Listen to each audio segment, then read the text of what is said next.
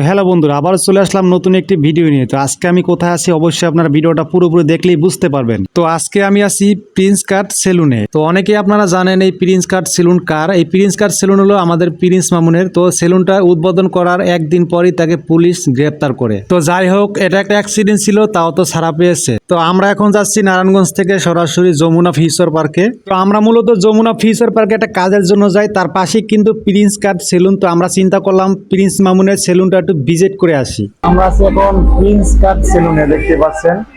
আমার মনটা খুব খারাপ, অনেক জানি পড়াইছে, অনেক কষ্ট করেছে। তো সেলুনে আসার পরে এখানে মামুনকে পেলাম না, মামুন লাঞ্চ করতে গেছে। আর এখানে দেখতে পাচ্ছেন তার ম্যানেজার আছে, আর এখানে কিন্তু মামুন বসে থাকে। আর আমি পুরো সেলুনটা ঘুরে ঘুরে দেখলাম।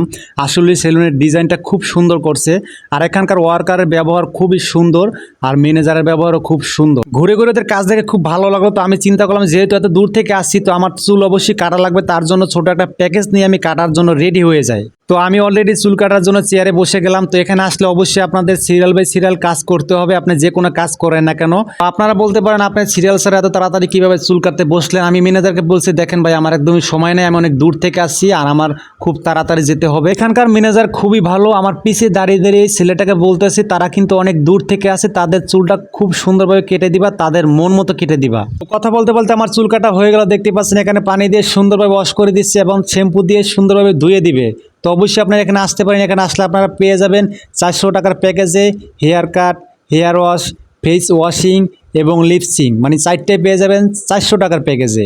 এই ছেলেটা আমাকে জিজ্ঞেস করলো, স্যার আপনি ভিডিও আপলোড করেন কোথায়, ফেসবুকে না ইউটিউবে? পরে আমি বললাম যে ফেসবুকে আমার 2টা পেজ আছে, আমি আমার পেজেই ভিডিও আপলোড করি। পরে আমাকে সে বললো, স্যার আপনি কি ইনকাম করেন?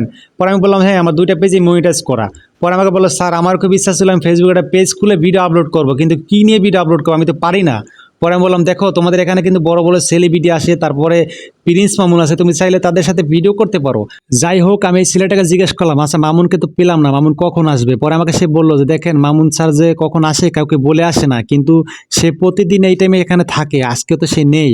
পরে আমি বললাম যে সে রেগুলার কোন টাইমে থাকে? পরে বললো যে রাত্রে 9টার সময় থাকে। স্যার আপনি থাকেন, বসে থাকেন, 9টা বাজে দেখা করে যাবেন। পরে আমি বললাম, দেখো আমি এত দূর থেকে আসছি, এখন তো থাকা সম্ভব না, পরে এক সময় আসবো। তো ছেলেটাকে আমি জিজ্ঞেস করলাম, আচ্ছা মামুন জেল থেকে ছাড়া পাওয়ার পরে লায়লা কি একবার আসছিল? পরে আমাকে সে বললো যে না, একবার আসে নাই। পরে আমি বললাম যে লায়লার সাথে আমার দেখা করার খুব শখ, আমার এক ফ্রেন্ড তাকে অনেক পছন্দ করে। পরে সে বললো তাই নাকি?